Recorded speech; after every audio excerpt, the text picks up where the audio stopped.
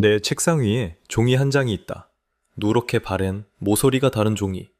30년 전 군대에서 쓴 것이다. 대학교 2학년 때 휴학을 하고 군에 입대했다. 그때 만든 내 사명 선언서에 대한 이야기이다. 서부전선 1사단에 배치받았다. 새벽 근무서기 위해 눈을 비비며 일어났다가 몇 시간 잠들지도 못하고 새벽에 점호 나팔이 울리면 침낭 밖으로 나가는 것 자체가 싸움이었다. 공병대대라는 곳은 삽과 곡괭이가 총만큼 익숙한 곳이었다. 나는 공병대 수송부에서 중차량, 즉 덤프 차량 운전병이었다. 5톤 트럭을 운전만 하는 것이 아니고 기본적인 정비나 타이어 펑크난 것도 직접 갈아야 했다. 주말에는 덤프 차량 고참들의 펑크난 큰 타이어들까지 대신 떼우고 교체해야만 했다. 오일과 금속 도구들로 손은 거칠어졌고 손톱 밑에는 오일대가 항상 끼었다. 그래도 매일 규칙적인 생활이다. 짬밥을 먹을수록 볼이 꺼지고 어깨가 넓어졌다. 군번줄이 목에 걸려 있다는 것이 어떤 날은 자연스러웠고 어떤 날은 낯설었다. 저녁이면 생활관에는 또 다른 전쟁이 시작되었다. 점호를 위한 매일 자신이 맡은 청소나 업무를 해야 한다. 그래도 주말에는 조금 여유가 있었다. 누군가는 편지를 쓰고 병장들은 기타를 튕기고 괜히 기합을 받거나 얼차려가 일상이었다. 지금처럼 주머니에서 꺼내볼 화면 같은 건 없던 시절이었다. 뉴스가 궁금하면 정해진 시간에 잠깐 TV를 봐야 했고 누군가가 보고 싶으면 편지를 써야 했다. 어느 정도 짬밥을 먹고 나니 할 게 없었다. 그래서 책을 읽기 시작했다. 면회온 가족이 두고 간 책, 전이 본 후임이 가방 바닥에 넣어온 책, 이미 제대한 선임이 물려주고 간 책, 그런 것들이 생활관 한쪽 선반에 쌓여 있었다. 손때가 묻고 표지가 벗겨진 것들. 나는 그 책들을 하나씩 꺼내 읽었다. 장르를 가리지 않았다. 가릴 형편이 안 됐다. 있는 것을 읽었다. 소설도 있었고 수필집도 있었고 누가 가져왔는지 모를 영어 원소도 있었다. 그렇게 몇 달을 읽었다. 책을 읽는 동안만큼은 내무반이 아닌 다른 어딘가에 있는 것 같았다. 거기서 나는 생각지도 못한 것을 만나게 된다. 한 권의 책이었다. 스티븐 콥이라는 사람이 쓴 책이었다. 그때는 그 이름도 그 책이 세상에서 얼마나 많이 읽히는 책인지도 몰랐다. 그냥 누군가 두고 간 책이었을 뿐이다. 표지가 낡아서 접혀 있었고 앞부분에 누군가가 밑줄을 그어놓은 흔적이 있었다. 읽다 보니 낯선 단어가 나왔다. 사명선언서. 자기 인생의 목적을 정하고 그걸 종이에 적어보라는 이야기였다. 내가 누구인지, 무엇을 중요하게 여기는지, 어떤 삶을 살고 싶은지 스스로 정해보라는 것이었다. 거기서 한 문장에 멈췄다. 자기 인생의 목적을 한 문장으로 적어보라. 나는 그 문장 앞에서 한참을 앉아 있었다. 책장을 넘기지 못했다. 21살에 기계처럼 사는 군대에서 목표라는 것은 제대뿐이었다. 인생의 목적이라는 걸 생각해 본 적이 없었다. 한 번도. 방황하던 시절이 있었다. 거친 친구들과 어울리고 공사판에서 잡일도 했다. 간신히 공부를 시작해 대학에 갔고 졸업을 하고 군에 왔다. 하지만 누가 너는 왜 사느냐고 물었다면 나는 아무 말도 못했을 것이다. 어디로 가야 하는지 몰랐다. 가야 한다는 것만 어렴풋이 알고 있었다. 목적지 없이 걷고 있는 사람. 그때의 나는 딱 그랬다.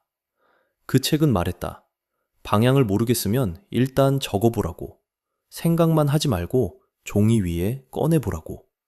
머릿속에만 두면 사라지지만 적으면 남는다고. 그날 밤 점호가 끝나고 생활관이 조용해진 뒤 나는 침대 위에서 종이 한 장을 꺼냈다. 볼펜을 집었다. 처음엔 거창한 것을 적었다. 세상을 바꾸겠다. 위대한 사람이 되겠다. 누구도 하지 못한 일을 해내겠다. 그런 식의 문장이었다. 쓸 때는 가슴이 뛰었다. 다음 날 아침에 읽어보니 웃음이 났다. 부끄럽기도 했다. 그 말이 진짜 내 마음에서 나온 게 아니라는 걸 스스로도 알았다. 지워버렸다. 종이를 뒤집었다. 다시 펜을 들었다. 내가 정말로 원하는 게 뭘까? 내가 어떤 사람이 되고 싶은 걸까? 쓰고 지우고 또 썼다. 답이 나오지 않았다. 그래도 멈추지 않았다. 매일 밤이 그랬다. 점호 나팔이 울리고 인원 점검이 끝나고 생활관에 어둠이 내리면 나는 그 종이를 꺼냈다. 어제 쓴 문장을 읽었다. 고개를 갸웃거렸다. 한 글자를 고쳤다. 어떤 날은 한 줄을 통째로 지웠다. 어떤 날은 새 문장 하나를 보탰다. 처음 몇 달은 매일 달라졌다. 어제의 내가 쓴 것이 오늘의 나에게는 맞지 않았다. 한 달이 지나니 몇 가지가 남기 시작했다. 지워도 다시 돌아오는 문장들이 있었다. 지울 수 없는 것들. 그것들이 조금씩 모습을 드러냈다. 반년이 지나니 5가지로 좁혀졌다. 5가지. 내가 살면서 지키고 싶은 것이 5가지였다. 그래도 멈추지 않았다. 단어 하나를 바꿔보고 순서를 바꿔보고 빼보기도 하고 다시 넣기도 했다. 종이는 접혔다 펼쳐지기를 수십 번 반복하며 점점 낡아갔다. 접힌 자국이 생기고 볼펜 자국 위에 또 볼펜 자국이 겹쳤다. 어떤 밤은 한 글자도 안 고치고 그냥 읽기만 했다. 읽으면서 고개를 끄덕이는 밤이 늘어갔다. 그래도 다음 날이면 또 한 글자를 고쳤다. 그 과정이 군 생활 내내 계속됐다. 입대부터 제대까지. 무엇을 적었는지는 아직 말하지 않겠다. 다만 하나만 말할 수 있다. 그건 대단한 글이 아니었다. 누가 보면 고개를 갸웃거릴 만한 어설프고 서툰 문장들이었다. 하지만 그것은 22살짜리 청년이 내무반 침대 위에서 불 꺼진 생활관에서 하루하루 자기 자신에게 던진 질문의 흔적이었다. 26개월이 지났다. 제대하는 날이 왔다. 마지막 아침이었다. 생활관이 시끄러웠다. 전우들은 빨리 나가자고 했다. 정문 밖에 가족들이 기다리고 있었다. 나도 짐을 쌌다. 군복을 개키고 수건을 말고 세면도구를 챙겼다. 사물함을 비우고 침대 시트를 걷었다. 다 끝난 줄 알았다. 근데 하나가 남아 있었다. 마지막으로 침대 밑에 손을 넣었다. 종이 한 장이 거기 있었다. 접었다 펼쳤다 수십 번 한 종이. 어떤 부분은 연필 자국이 깊게 패여 있었고 어떤 부분은 지우개로 문질러서 종이가 얇아져 있었다. 손때가 묻어 가장자리가 거뭇했다. 나는 그 종이를 반으로 접어서 가방에 넣었다. 군번줄보다 더 조심스럽게. 뭔가 구기면 안 될 것 같았다. 정문을 나서면서 뒤를 한번 돌아봤다. 그 생활관에서, 점호가 끝나고 불이 꺼진 침대 위에서 26개월 동안 밤마다 꺼내 들여다보던 그 종이가 이제 나와 함께 밖으로 나가는 거였다. 버스를 타고 전철을 타고 집에 돌아왔다. 가방을 내려놓고 제일 먼저 한 일이 있다. 옷도 안 갈아입고 책상 앞에 앉았다. 종이를 꺼내서 폈다. 접힌 자국 위로 26개월의 시간이 보였다. 테이프를 찢어서 내 귀퉁이를 붙였다. 눈높이에. 매일 앉으면 바로 보이는 자리에. 그게 30년 전이었다. 그 종이는 지금도 같은 자리에 있다. 테이프는 몇 번 갈았지만 종이는 그대로다. 글씨는 조금 바랬지만 아직 읽을 수 있다. 내 글씨 그대로다. 지금 그 종이를 읽어보겠다. 맨 위에 이렇게 적혀 있다. 총칙. 내 삶의 목표를 인간과 자연을 신뢰하는 삶으로 정한다. 21살짜리가 쓴 문장치고 좀 거창하다. 근데 그때 나한테는 진심이었다. 뭔가 큰 걸 적어야 할 것 같았다. 그 아래에 5가지가 있다. 첫 번째, 고요한 정신을 유지하겠다. 이건 사실 제일 오래 고민한 항목이었다. 군대에서 매일 시끄럽고 정신없는 하루를 보내면서 내가 가장 원했던 것이 고요함이었다. 두 번째, 상대방의 입장에서 세상을 보겠다. 원래는 이것저것 길게 적었었는데 여러 번 고치다 보니 이 한 줄로 줄어들었다. 오히려 짧아지니까 더 단단해졌다. 세 번째, 한 번 시작한 일은 반드시 이루겠다. 지금 돌아보면 이건 반만 지켰다. 이루지 못한 것도 많다. 솔직히 부끄러운 것도 있다. 네 번째, 1년에 한 번 이상은 새로운 것을 배우겠다. 이건 지켰다. 아마 이 5가지 중에 가장 잘 지킨 것 같다. 5번째, 나만 잘 사는 게 아니라 주변 사람의 삶도 함께 나아지게 하겠다. 이건 쉽지 않았다. 지금도 쉽지 않다. 근데 포기한 적은 없다. 그리고 맨 아래에 한 줄이 더 있다. 내 자신은 내가 만들어가는 하나의 작품이다.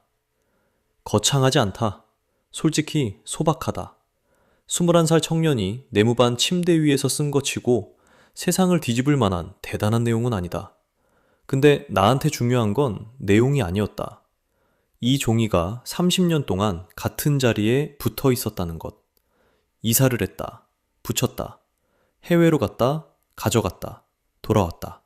다시 붙였다. 책상이 바뀌어도 종이는 따라왔다. 한 번도 떼어낸 적이 없다. 적는다는 것은 단순한 기록이 아니었다. 머릿속으로 다짐하면 쉽게 흩어진다. 내일 하자. 다음에 하자. 그러다 잊어버린다. 누구나 그렇다. 새해 첫날 세운 목표가 2월이면 기억나지 않는 것처럼. 그런데 종이에 적는 순간 막연했던 것이 구체적인 약속이 된다. 눈에 보이니까. 매일 아침 책상 앞에 앉으면 누렇게 바랜 종이가 거기 있다. 테이프 자국이 누런 벽에 붙어 있다.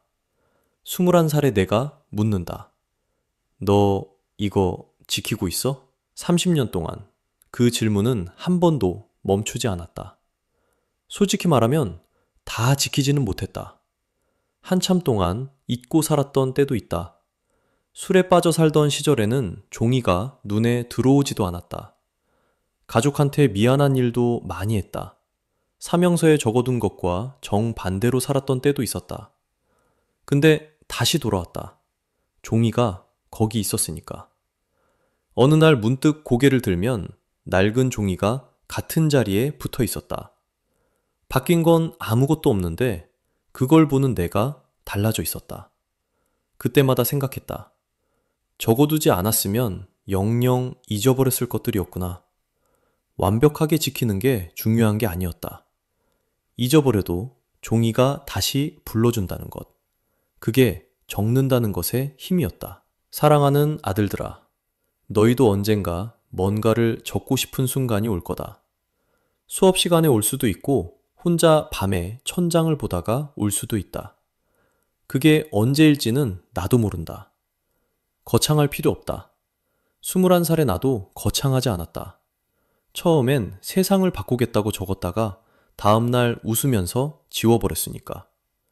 중요한 건 완성하는 게 아니라 적기 시작하는 거다. 한 줄이면 된다.